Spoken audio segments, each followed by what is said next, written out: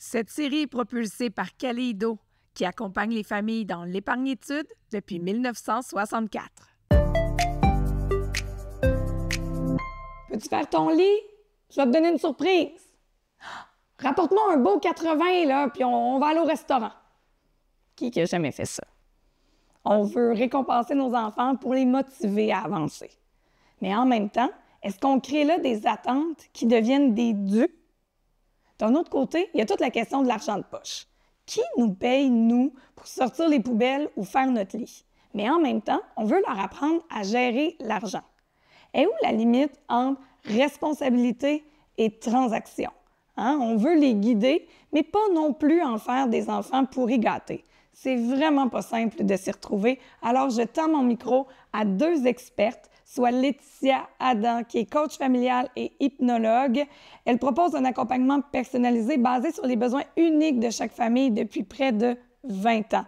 Elle se spécialise dans la gestion du stress, les émotions intenses et de l'anxiété. Elle est chroniqueuse radio, maman, enseignante et elle propose diverses formations. J'échange aussi avec Annie-Claude Boivin, qui est éducatrice spécialisée et consultante familiale. Elle a créé un jardin d'enfants où elle nous propose d'être le jardinier de nos enfants. Son approche bienveillante nous ramène dans notre rôle naturel d'adulte en charge. On veut éduquer nos enfants avec tout le côté financier. Eh bien, c'est important de s'informer nous aussi. Alors, je vous propose une minute financière. Et là, si vous écoutez l'épisode, je vais vous donner tout mon amour et ma reconnaissance. Mais non, en fait, ce que je propose, c'est qu'ensemble, on soit à la hauteur de nos tout-petits.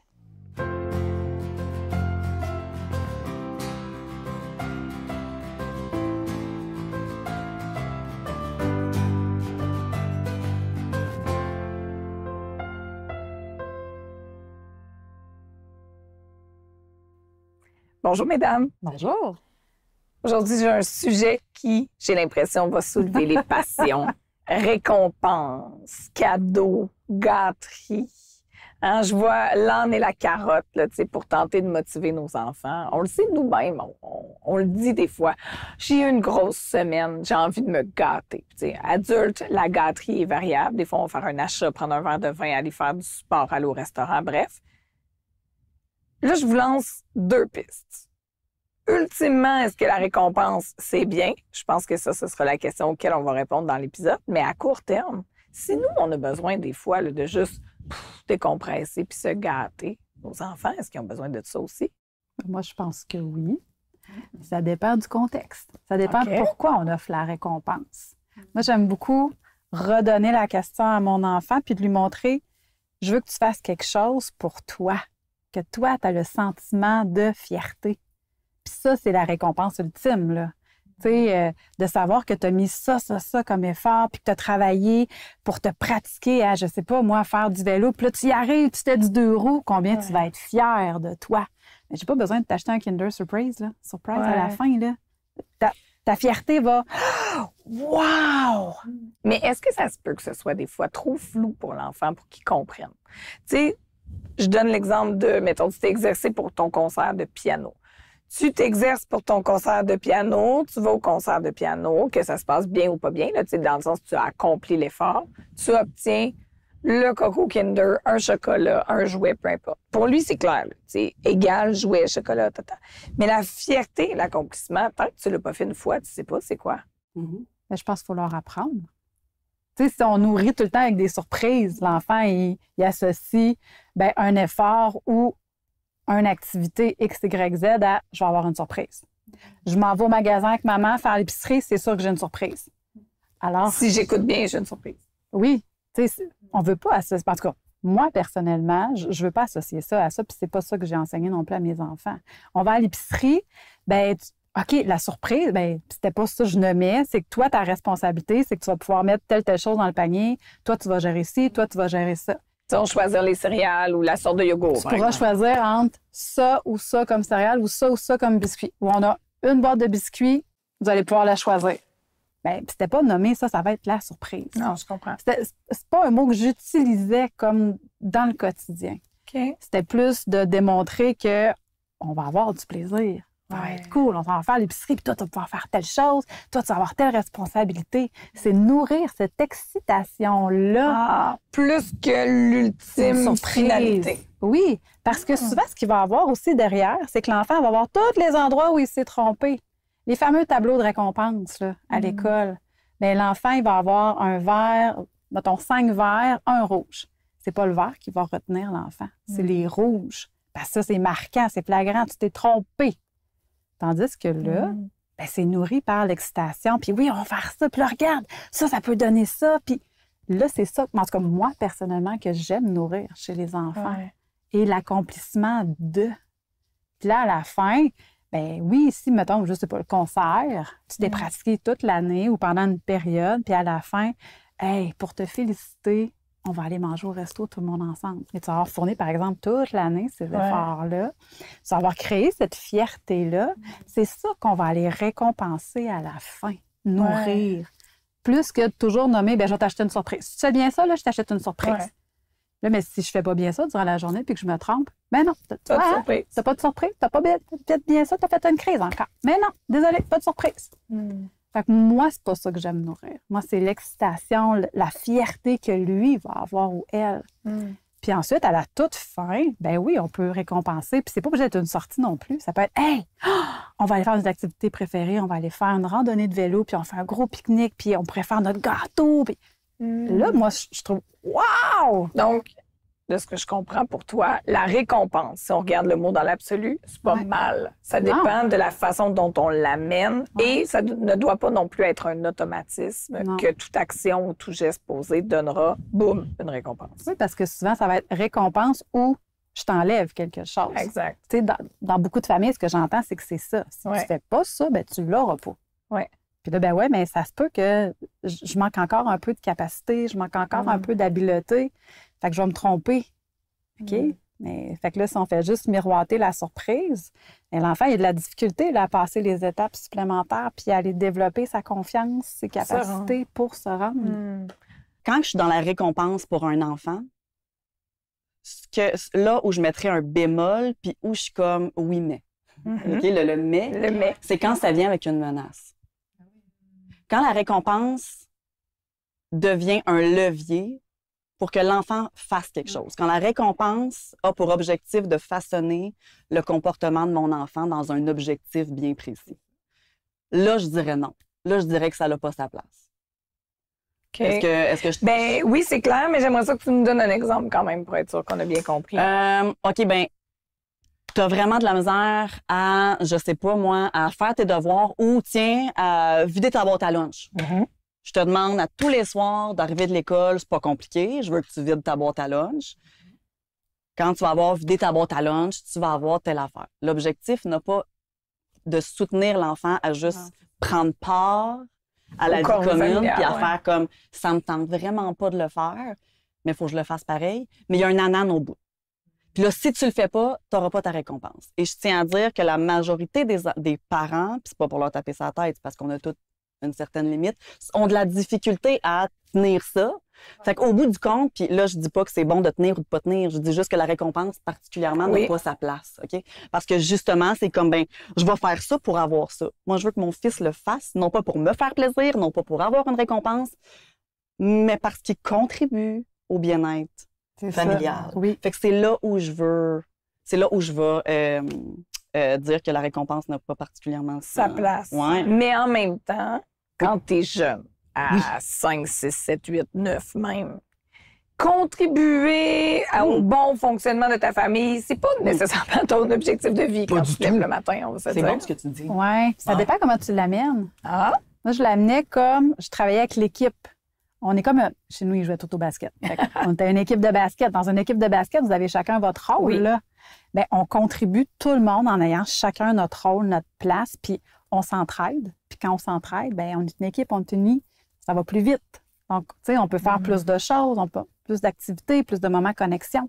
Moi, c'est comme ça, je l'amenais. Encore là, dans le plaisir, dans le jeu, dans la collaboration. Ouais, mais faire des tâches difficiles vient aussi avec de la frustration puis de la déception de devoir faire quelque chose. Il faut par exemple, l'accepter. je pense entre autres à mon fils qui qu'il veut pas vider sa boîte à lunch parce que c'est plate, parce qu'il a pas envie maintenant, parce qu'il va, tu sais. Bon. Oh, oui. Puis là, c'est vider On sa boîte à connaît lunch. ça, là. Mais tu sais, en grandissant, bon, on comprend. Puis je pense que pour que j'ai une certaine acceptation à faire des choses qui sont difficiles, bon, évidemment, je dois avoir été accueillie dans le défi que ça vient générer.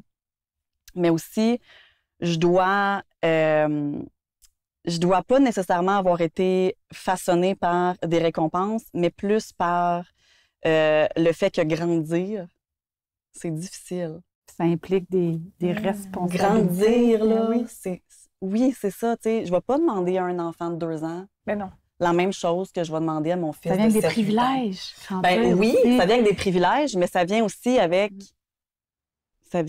des responsabilités qui sont parfois extrêmement poches. Mm. Fait que Comme des fois, pour tu sais, nous. j'entends, mettons, dans ma clientèle, je peux entendre, ouais, ben, tu sais, il va me dire que c'est injuste parce que son petit frère, il fait pas ça. Mais c'est vrai, c'est injuste. Complètement.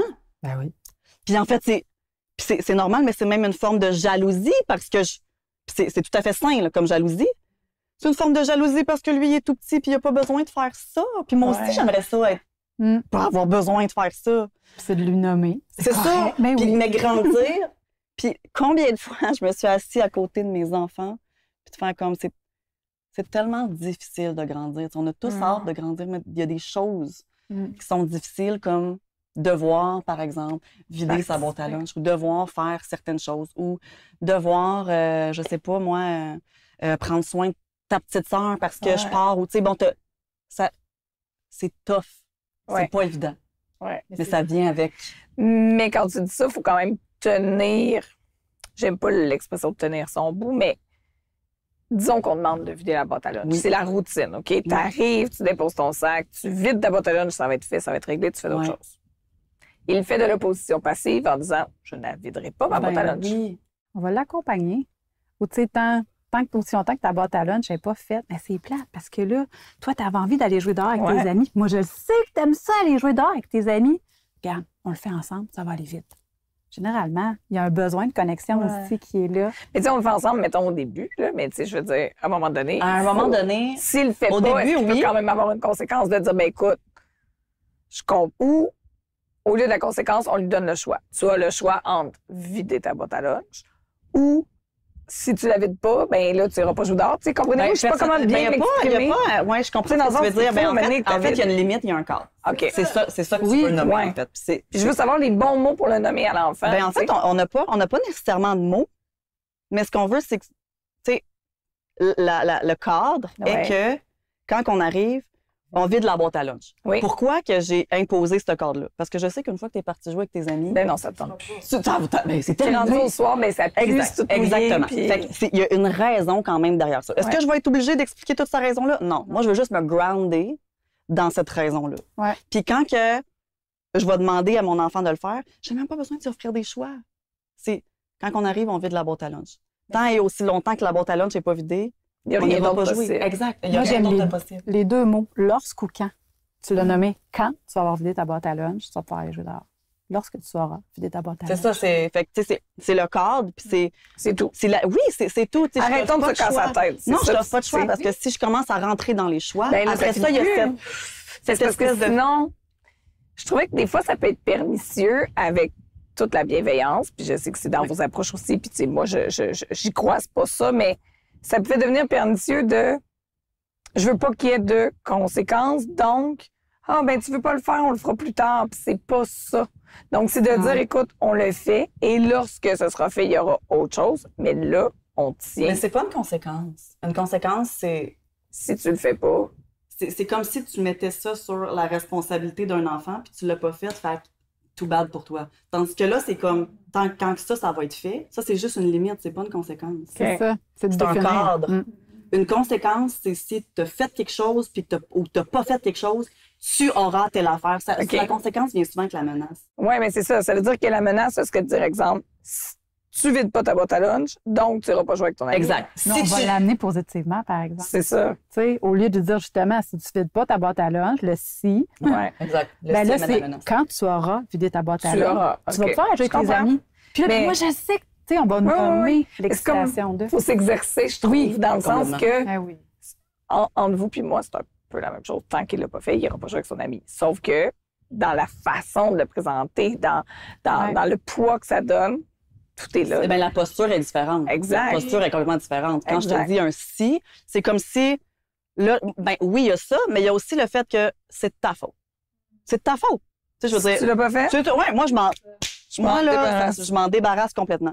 Tandis que quand on est plus dans, justement, quand tu vas avoir vidé ta boîte à lunch, tu vas pouvoir aller jouer avec ton ami, on est vraiment plus dans cette espèce de je t'accompagne là-dedans, puis je te nomme à quel point, oui, c'est difficile, mais aussi qu'il y a quand même ce cadre-là, puis ton émotion face à ça, la crise que tu peux faire, ne me fait pas peur. Puis je ne vais pas non plus, moi, m'enflammer. Tu sais, ça fait juste me dire que tout est beau. Tu as juste davantage besoin de moi, mais ça ne m'empêche pas. Ça ne va pas me faire peur à un point de je vais délaisser ce cadre-là ou cette limite-là. Tu sais. C'est intéressant. Puis jusqu'où on trouve la différence, justement, entre récompenser et encourager. C'est le discours que je vais avoir avec mon enfant. C'est le fait que si je lui donnais cette tâche-là, c'est parce que je le sais qu'il est capable. C'est cette responsabilité-là, c'est parce que je le sais qu'il est capable. Est-ce que ça veut pas dire que ça va être facile? Ben non. Ça se peut qu'il y ait des choses dans cette responsabilité-là, qu'il y ait un certain défi, mais je le sais qu'il est capable de le faire. Ça prendra le temps que ça prendra, vider ta boîte à lunch. Ouais, c'est bien correct. Mais je le sais qu'au bout du compte, tu vas être capable. Ouais. Ça va bien aller, ça va être fait. Puis quand c'est fait, hey, merveilleux, génial. Tu peux aller jouer avec tes amis. Super. Je commence pas à revenir sur le nombre de temps que ça a pris. Non. Je commence pas à dire, bon, ben bravo, regarde, tu vois, il te reste juste 5 minutes. Vas-y, il te reste 5 minutes. Tu sais, je veux dire, on rentre pas là-dedans. Mais il y a tellement de choses au fil du temps qu'on peut essayer de nommer puis de soulever. Tu sais, nos enfants ont tellement de belles réussites qu'ils n'ont pas besoin d'être nécessairement nourris par un ânane, mais juste dans t'as-tu vu à quel point tu as été doux avec ton frère ou avec ta sœur? T'as-tu vu à quel point tu as été généreux? Ouais. Retenir qu'est-ce qu'on veut implanter, inculquer, transmettre à nos enfants.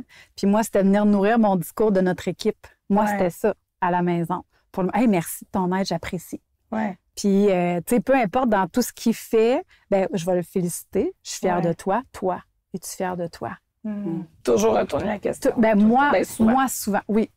Puis c'est pour leur faire prendre confiance puis conscience de ce qu'ils ont accompli puis du chemin qu'ils ont parcouru. Hey, depuis le début de l'année, là, regarde, au début de l'année, ce qui se passait. Puis regarde comment là, où tu es rendu puis qu'est-ce que tu as mis en place. Est-ce que tu es fière de toi? Hey, maman, j'ai apporté un 90 en maths. Super. Es-tu fière de toi? Toi, est-ce que c'est la note que tu espérais? On revient qu'un 70, pour moi, bravo. Là. Moi, au primaire, secondaire, c'était vraiment pas ça, mes notes. Là. Ouais, mais OK. Qu'est-ce qui te fait douter? Bon, j'aurais peut-être pu étudier un petit peu plus, là. J'ai pas mis de temps. OK, bien, tu vas faire quoi pour la prochaine fois? C'est quoi tes étapes? Comment tu vois ça? Ça va être quoi ta préparation? OK, parfait. Là où ça peut être dangereux puis où on veut pas nécessairement aller, puis ça peut entrer aussi en ligne de compte avec les récompenses, c'est qu'on veut pas que nos enfants fassent des choses pour nous rendre heureux. Et nous rendre fiers d'eux. Et pour faire en sorte qu'ils sentent qu'on est fiers d'eux puis que s'ils le font pas, qu'on l'est pas. Et c'est là aussi le danger des récompenses, c'est que quand on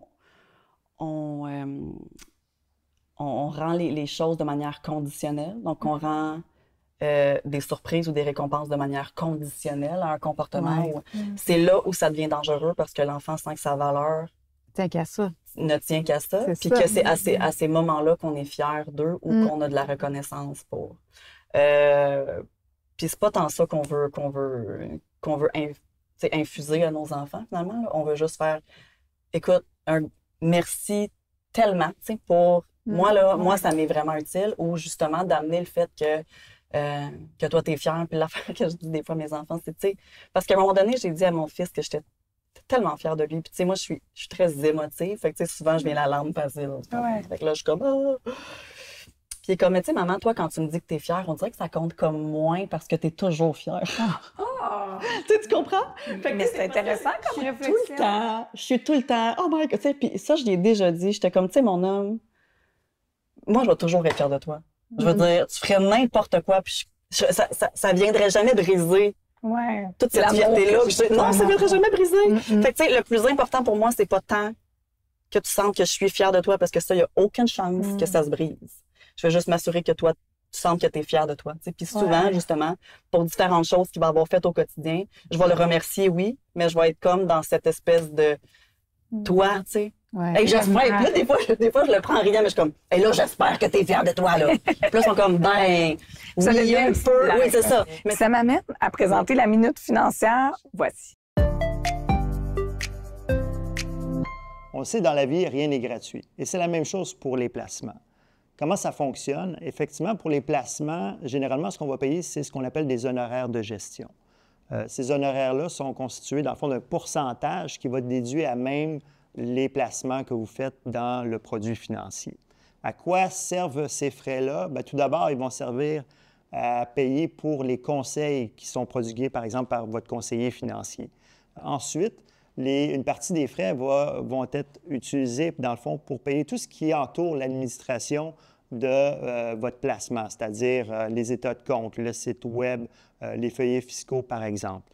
Finalement, bien, les sommes que vous placez, ils sont gérés par des professionnels, des gestionnaires de portefeuille, par exemple, et il y a une partie des frais, donc, dans le fond, qui vont servir à payer ces gestionnaires-là. En général, pour un portefeuille équilibré, vous pouvez vous attendre à payer des frais d'autour de 2 par année. À cela, va s'ajouter évidemment la TPS et la TVQ. Mais l'important au final, ce n'est pas juste de regarder les coûts, mais est-ce que le produit de placement répond bien à mon profil d'investisseur, répond bien à mes objectifs sur le long terme? Là, mesdames, j'ai une autre question qui va faire la polémique. Doit-on ou est-ce une bonne idée de favoriser l'argent de poche? Et si oui, dans quel cadre? Je m'explique. Tu sais, l'argent de poche permet, on le sait souvent, vers l'âge de 5-6 ans, quand ils arrivent à l'école, ils peuvent ouvrir un compte scolaire, mettre des sous dedans. Bon, il y a des sous, évidemment, là, des cadeaux de fête qui peuvent aller à l'intérieur, des choses comme ça. Mais à un moment donné, s'ils veulent apprendre à gérer un budget, bien, il faut qu'ils accumulent des sous. Donc, de quelle façon pouvons-nous accumuler les sous dans un but d'éducation, d'apprentissage de gestion versus, je reviens à notre première partie d'émission, la récompense de tu fais ton lit, tu as 2 $, tu passes la balayeuse, tu as 1 $, quand ça, c'est plutôt de contribuer au travail familial. Moi, en fait, c'était pour l'ensemble de l'œuvre. Fait que, tu sais, le compte scolaire de la caisse, bon, il recevait 5 $ par semaine. Le 5 $, c'est vraiment pour tout. C'est pas tant pour que tu fasses tes tâches. Moi, c'était pas ce message-là qu'on voulait envoyer, mais plus pour on est une famille, on est une équipe. Puis là, ben, tu fais des choses, tu mets des efforts, tu fais plein de choses pour te nourrir, pour grandir. Puis ce qu'on veut te montrer aussi, c'est à manipuler l'argent puis à te faire des objectifs. Donc, par exemple, tu veux t'acheter une console de jeux vidéo. OK, bien, il va falloir que tu économises. Puis là, ben, tu vas voir les sous grimper, puis ça va te permettre de voir aussi comment on fait pour économiser, puis d'attendre, de réellement vouloir quelque chose. Tu sais, mon garçon est passé par plein de phases. Ses amis avaient telle chose, il voulait. OK, écoute, je t'invite à y réfléchir. Tu veux un vélo électrique. OK, présentement, tu as un vélo, tu pédales. Ouais. C'est bien, là. Mais si à ta fête, donc mettons 6 mois plus tard, tu veux toujours ton vélo électrique, on va regarder combien de sous tu as dans ton compte, puis si on peut t'aider. Mais on lui crée, tu sais, il se créait des buts ou des objectifs, puis là, il voyait les sous s'accumuler. Et à l'inverse, j'imagine, s'il dépense des fois pour des petites choses, on va dire plus des PKD ou des plus petits biens à court terme, mais il voit aussi à l'inverse que ça descend vite versus la vitesse à laquelle ça monte. Oui. Fait que, tu sais, c'était de se créer des objectifs. Nous, c'était vraiment comme ça qu'on l'amenait. Puis le 5 $ par semaine, ben, c'était pour la contribution au complet de tout ce que tu fais. Fait que oui, il y a des tâches. Oui, il y a tes efforts à l'école. Oui, il y a tes, tu sais, comment tu agis avec ta sœur, les comportements, tu sais, l'implication familiale au complet. Là, c'était plus ça que de nommer « Ah, tu as 2 $ pour ton lit, etc. » Ouais. Puis là, ben, c'était pas de lui enlever non plus. Là. Mais c'est ce que j'allais dire. C'est parce que là, ce que je trouve délicat dans toute cette grande question-là, c'est que mettons qu'on le donne globalement. OK? Ce qui, je pense, est effectivement une bonne piste, puisqu'on a dit tout à l'heure qu'on ne voulait pas y aller à la pièce. Mais d'un autre côté, mettons qu'il y a une semaine d'enfer. Il était fatigué, il avait un comportement exécrable, mettons, avec sa sœur. Finalement, il avait fait la moitié de ses tâches, Mais là, si on lui retire, on est encore dans le système de punition. Moi, je ne l'enlevais pas. OK, c'était comme un peu une paye annuelle, entre guillemets, juste pour apprendre à manipuler les sous, puis la valeur, puis tout ça. Là. C'était plus pour ça. Puis, tu sais, quand il arrivait des comportements ou des choses qui étaient inacceptables, ben là, c'était d'avoir une discussion avec lui, mais c'était pas tant de « je te donne ça, puis sous condition que je te l'enlève ». Non, c'est pour l'ensemble de l'œuvre. Ça, tu l'as toutes les semaines. Puis s'il arrive des événements X, des comportements inacceptables, ben là, on y va à la pièce, puis on parle avec toi, on voit ce qui se passe, de quoi tu as besoin pour que ça puisse bien aller. Je comprends. Mais l'argent de poche n'était pas lié directement à l'accomplissement d'une chose. Pour vous, chez vous, c'était plus comme un outil d'apprentissage de gestion de l'argent. Ah, c'est intéressant. Ouais. En fait, je vais quand même un peu dans le même sens, dans le sens que l'argent de poche ne devrait pas être, pour ne pas prendre un mauvais jeu de mots, une monnaie d'échange. Oui, exact. Et conditionnelle à certaines choses. C'est drôle parce que c'est un peu à l'opposé de tout le système. Tu sais, on travaille pour avoir des sous. En fait, c'est ça. Notre rôle de parent n'est pas du tout le même qu'un rôle de patron. Puis quand on nomme en tant que famille, qu'on se dit crime, là, ce serait un bon moment pour justement donner de l'argent de poche. Ça n'a pas rapport avec les comportements, ça n'a pas rapport avec ce que tu as pu avoir fait, ce que tu as pu avoir pas fait. Moi, en tant que famille, on a pris la décision qu'on donnait, je ne sais pas, 5 $, 10 $ par semaine. Ce sera 5 $, 10 $ par semaine, peu importe comment la semaine s'est passée. C'est un tout autre, c'est complètement détaché, c'est dissocié de toute autre chose. Puis cet argent de poche-là, c'est drôle, j'avais entendu, c'est drôle, pas du tout. J'avais entendu un économiste qui parlait de ça, puis c'était super intéressant. En fait, l'apprentissage par rapport à l'argent, je faisais beaucoup, justement, évidemment, avec les parents. Donc, on n'est pas juste dans « je te donne de l'argent de poche et fais ce que tu veux avec ». Mais on est dans « OK, est-ce que sur ton 10 $, il n'y a pas, genre, quelques dollars qui vont te servir à t'acheter quelque chose, genre, dans l'immédiat? » Oui, d'instantané. Qui va peut-être... Pour toi. Pour toi, tu sais, que ça te coûte 2 $ ou que toi-même, tu prennes la décision de le mettre de côté.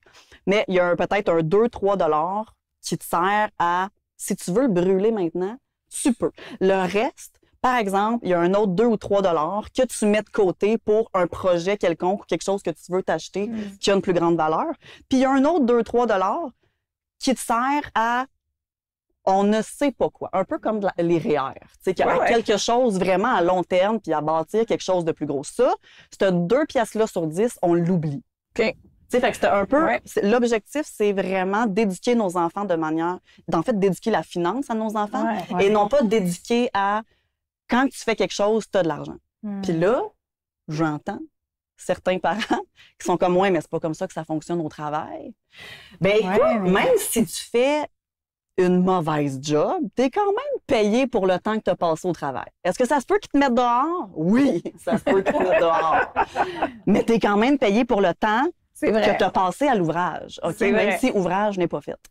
Sauf que c'est ça, l'objectif, c'est pas de se mêler dans nos rôles. Nos rôles, c'est d'éduquer nos enfants puis de les amener à les accompagner dans ça.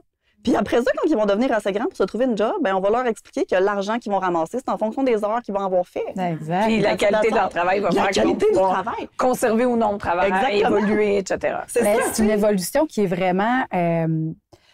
ça va de sens, là. Oui. Tu sais, moi, mes enfants sont rendus là à travailler, là, 18 et 16, sont là. Mais l'éducation qui a été faite par rapport à ça, sans punition ou menace de je t'enlève tes sous, mais aujourd'hui, elle est saine, là. Tu sais, ils se fixent des objectifs, puis « Ah ouais, hey, là, j'ai travaillé tant de temps. Ah ouais, OK, j'ai ça dans mon compte. OK, parfait. » Puis là, ça vaut une paire de jeans. « Ah ouais, 2 heures, il vaut une paire de jeans. Ouch, OK. » C'est intéressant quand même. Mais de là, ma question aussi, à partir de quel âge on commence à parler d'argent? Tu sais, dans le sens où, des fois, les enfants, ils pensent pas, là, mais « on va-tu au restaurant? »« Ah ouais, non, pas ce soir. » Et pourquoi? Bien, on n'a pas les sous, ça ne donne pas, ça ne figure pas dans le budget, c'est pas prévu, tout ça. Ils ont de la difficulté. T'sais, pour eux, c'est pas concret. Mais à 5, 6 ans, je peux comprendre, mais à 7, 8, 9, ils comprennent mieux. D'un autre côté, si on leur parle toujours de sous, bien, je trouve que ça amène aussi un volet de comparaison. T'sais, ça vaut tant de sous versus l'autre, par rapport à, mettons, ce qu'ils peuvent avoir versus les amis, les vêtements. Est-ce que ça devient un peu pernicieux de parler d'argent quand ils sont trop petits? Personnellement, je pense qu'il faut juste le... J'ai pas de mots pour ça, mais détaboutiser. Non, ouais, c'est ça. Moi aussi, l'argent est un tabou. Ben oui, c'est sûr. Fait que ce qui veut dire que moins j'en parle, puis plus je garde ça secret, plus mon enfant, c'est flou pour lui, puis plus ça peut avoir un peu une espèce une curiosité ou une espèce de trou noir. D'interdit Exactement. Tandis que, tu sais, si je lui parle, par exemple, tout en lui nommant qu'est-ce qu'il peut faire avec son 10 que quand nous, on dit qu'on n'ira pas au restaurant là, parce que ça coûte des sous, puis là, moi-même, mon fils de dire, mais est-ce qu'on est pauvre? Puis c'est des questions qui sont totalement légitimes. Puis si on n'en avait pas parlé d'argent, pour lui, ça aurait été complètement flou encore. C'est quoi la pauvreté, la richesse? Puis encore une fois, c'est super nuancé. Puis il faut pas se fier à tout parce que c'est pas parce que ton ami a tout que ses parents sont riches non plus. Non plus. Fait que tu sais, il y a comme plein d'affaires dans lesquelles on veut... En fait, c'est de là d'inculquer nos enfants que c'est pas parce qu'on refuse certaines choses qu'on n'a pas d'argent, mais c'est parce qu'on fait des choix. On fait des choix. On priorise certaines choses, puis que justement, tu sais, de partir en voyage, ça coûte beaucoup de tant d'argent versus, ben ton ami, il fait pas de voyage. Eux, ils ont fait des choix différents, puis ils peuvent mettre leur argent. T'sais, fait que, et c'est sûr que souvent, leur comparatif, ça va être, là, je pense entre autres à mes enfants qui sont comme, ben grand-maman, elle a telle affaire, puis nous, on n'a pas ça. Genre. Oui, c'est sûr. Fait que, on n'a pas le même âge. Je pense que ça vaut. Ben, tout à fait. C'est là que ça ouvre, je pense, beaucoup de... Complètement. Puis je pense que c'est quand même de pas rentrer dans le mensonge, puis de nommer que les choses peuvent être difficiles par moment, sans mettre la responsabilité sur le dos de l'enfant. Pour pas créer l'anxiété non plus. Totalement. Mais tu sais, c'est aussi beaucoup, tu sais, mettons, qui vont nous rapporter que tel ami, il porte toujours les mêmes vêtements, ou que quelqu'un dans sa classe, il a dit qu'il était pauvre, ou que parce que, je sais pas, moi, les choses qu'il va avoir à l'école, c'est comme, tu sais, c'est usagé, ou tu sais, c'est défait, ou il y a toutes les affaires de son petit frère, ou de son grand frère, ou de sa grande sœur, tu sais, il n'y a pas des nouvelles affaires, il n'y a pas de jeux vidéo, ça doit être parce qu'il est pauvre, puis là, tu sais, bon, peu importe. Honnêtement, ça, je pense que c'est une opportunité extraordinaire pour permettre à nos enfants d'être dans l'acceptation de la diversité financière. On peut pas être tous entourés de riches ou de pauvres ou de classe moyenne. En souhait, on souhaite quand même qu'il y ait une certaine diversité. Puis notre rôle, c'est quand même ça aussi, c'est d'amener qu'il y en a qui en ont plus d'argent que nous. Puis que malheureusement, ce qu'ils ont, on ne pourra jamais l'avoir. Jamais. Tu sais, je veux dire, pour notre cas, on parlait entre autres de, tu sais, mes enfants, on a des fois des amis qui ont des chalets, puis tu sais, puis c'est comme ça, même si on peut ou qu'on peut pas, il y a des choses que eux là, ils l'ont, puis on aurait envie de l'avoir, mais qu'on peut pas l'avoir. C'est quelque chose que on n'aura pas, puis que c'est bien correct, tu sais, puis on veut pas être dans le jugement de personne, puis on veut juste montrer aux autres que ta valeur n'a aucun rapport avec l'argent que la famille a. Fait que, tu sais, dans le sens que s'il rapporte que, je sais pas, moi, qui s'est fait rire de lui parce que ses chaussures sont pas neuves, parce que, ou qu'il a entendu que tel ami veut plus vraiment jouer avec parce qu'il est plate puis que, genre, il a toujours les mêmes vêtements.